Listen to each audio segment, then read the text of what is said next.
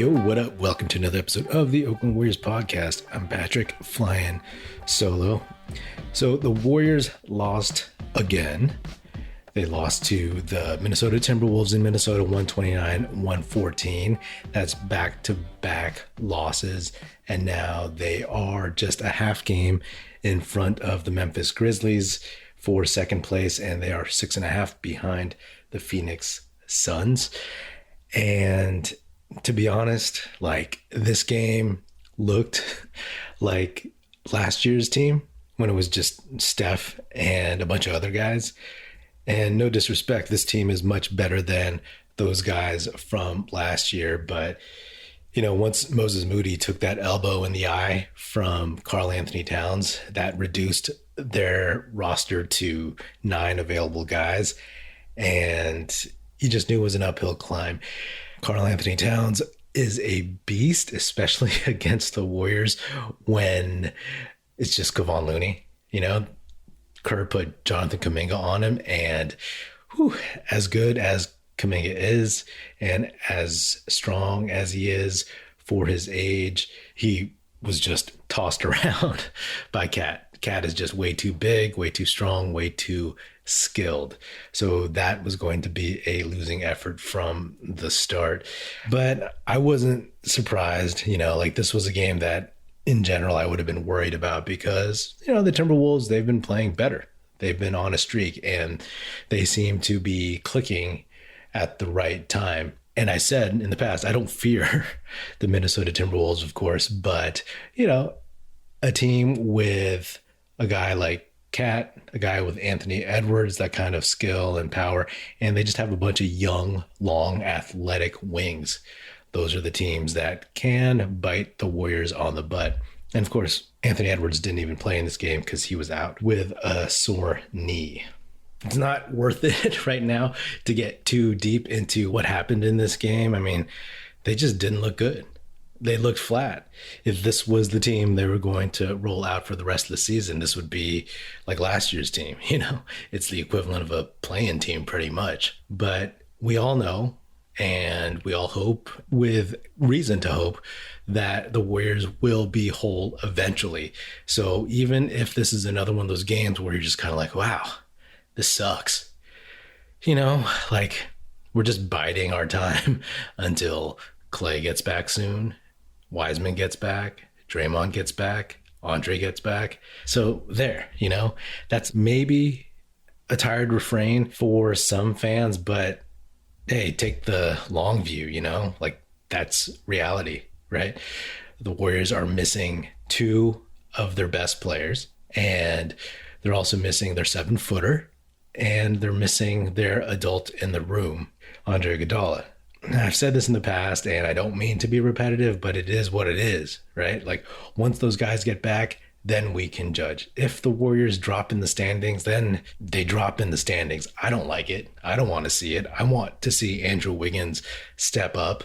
You know, he's starting to look a little bit like the passive Andrew Wiggins that everybody knows, and his shooting has been off the last couple of games, but we have seen him play better. So you just hope that he will pick it up. And Jordan Poole, I mean, everybody has been mentioning him. Podcasts have been talking about him. There have been articles written about him. And, you know, over the weekend, I believe, or sometime last week, they talked about how the Warriors might be willing to give Jordan Poole a 4-year, $80 million contract. And I was like, really? Really? Aram was like, hey, maybe his agent leaked that. And I was like, yeah, but that's not going to help him, especially now, because everybody's questioning him. You know, I don't know the dude, so I don't know if it's just being irritated that he didn't get the starting nod with Klay out and Kerr instead put Moses Moody in the lineup, or if he just, for some reason, doesn't have his mojo, you know. But we're starting to see a regression a little bit.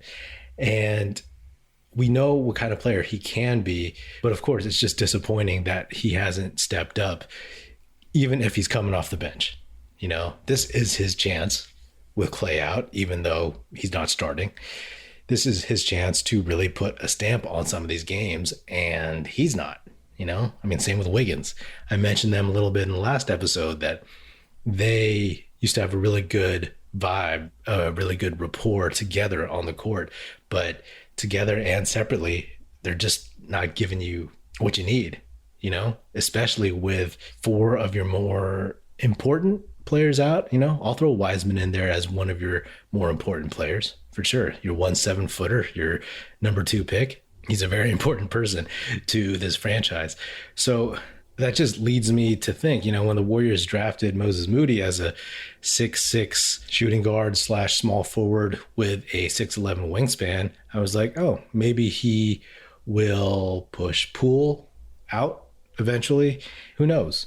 Talking about that contract, like, is Jordan Poole going to be worth $80 million? I don't know. Of course, it really depends on what he shows the rest of the season and how the Warriors do in the playoffs and how he contributes or doesn't contribute, So to me, if he can perform, great. But if not, then that's a big question mark, right? Because if you're going to assume that Klay Thompson is going to be here starting for at least a couple more years, is Jordan Poole going to be okay with coming off the bench for that long?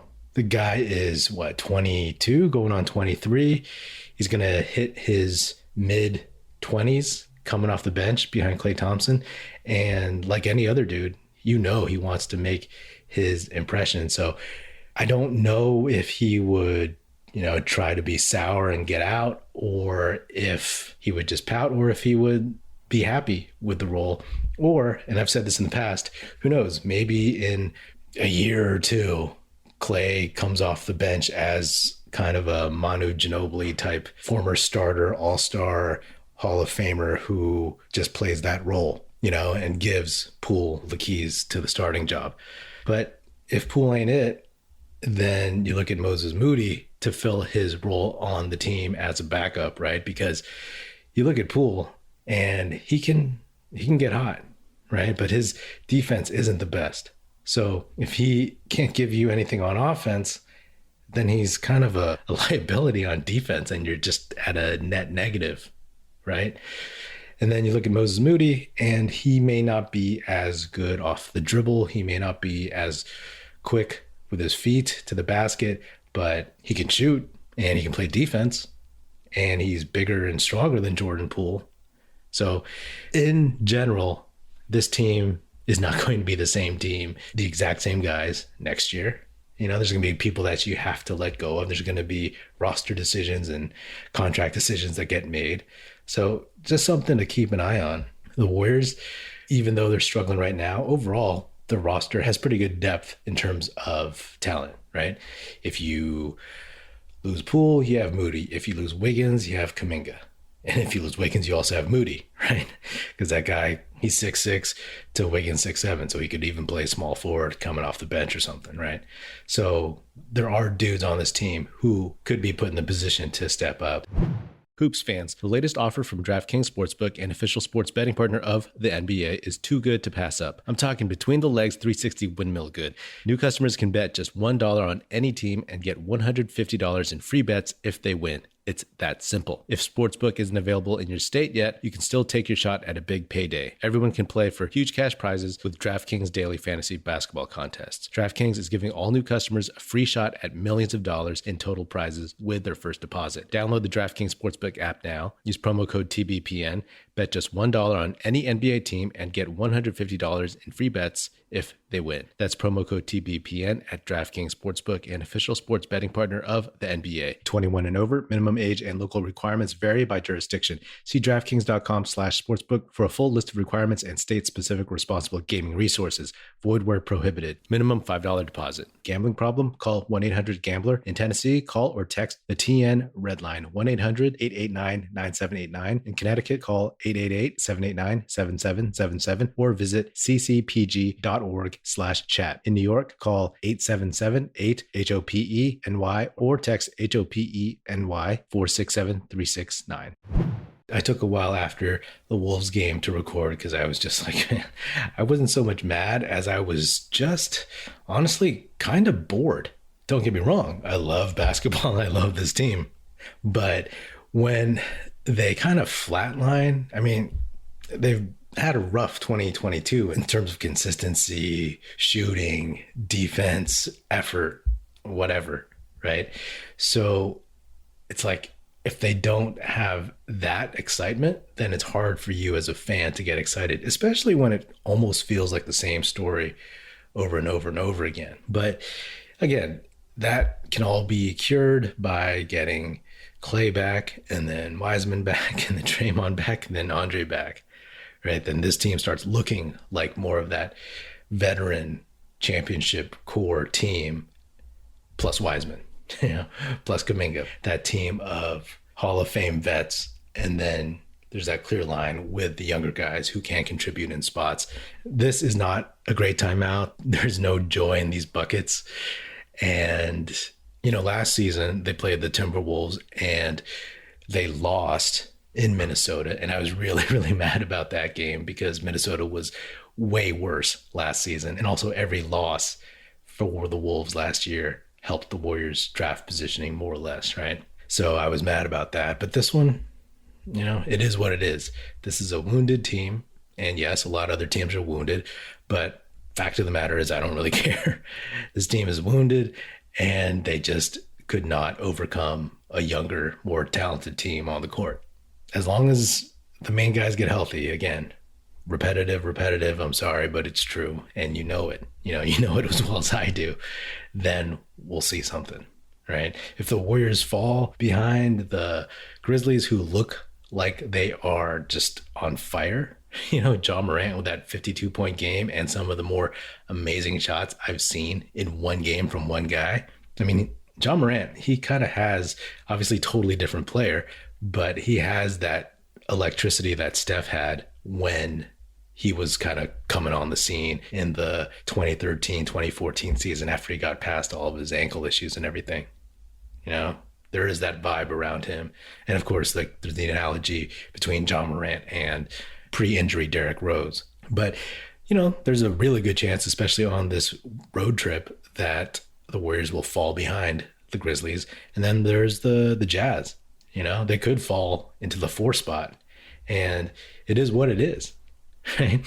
If they do that, it'll suck. It'll be a bit of a bummer because they'll only have home court for one round. But as we've said, they just need to win one on the road. And I believe every series where Klay and Steph and Draymond have played, I think they've always won at least one game on the road, or that might just be like every series during their dynasty era, every road series that is. But hey, as long as this team is whole or close to whole or whatever, has its main cogs back, feeling good, then I like our chances. And if I was another team, I would not want to see the Warriors in any round. As much as we've liked Poole this season, as much as we've liked Andrew Wiggins this season, we know who really matters the most on this team in terms of taking them to the playoffs, taking them potentially to the finals. So anyway, I'll just leave it at that because in my quest to not be too repetitive, I feel like I've been pretty repetitive. So I'll leave it at that. And thank you for listening. Anyway, that is another episode of the Oakland Warriors podcast. Be sure to subscribe wherever you get your podcasts. Feel free to hit me up on Twitter at Patrick Epino, Epino, or at Oakland Warriors. Check us out, oaklandwarriors.com. And be sure to check out our new YouTube channel where I post these episodes. It's just another place to listen. The link to the channel is in the episode description in the show notes. And be sure to tell your fellow Warrior fan friends to tune in and listen to the show. The Oakland Warriors podcast is produced by National Film Society and is a part of the Basketball Podcast Network. And if you are so inclined, please do leave us a 5-star rating on Spotify and or Apple Podcasts, and say nice stuff about the show on Apple Podcasts in a review. That would be really, really helpful and much appreciated. Thanks for tuning in. That's it. Music in this episode provided by Paper Sun. Special thanks to Paul Amardo for production support. See you next time, and go Dubs.